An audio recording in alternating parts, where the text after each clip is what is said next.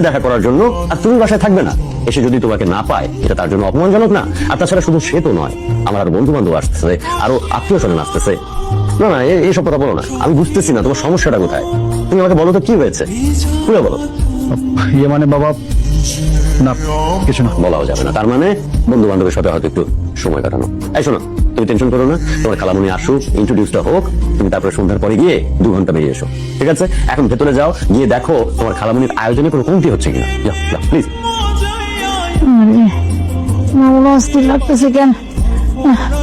ফুলের গাইতে বললো চাইল না, কষ্ট লাগতেছে কেন? গলা বসে গাইতেছে, আমার ফুলের গায়ে কেন?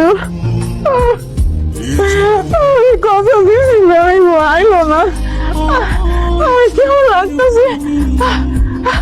বাড়ি বাড়ি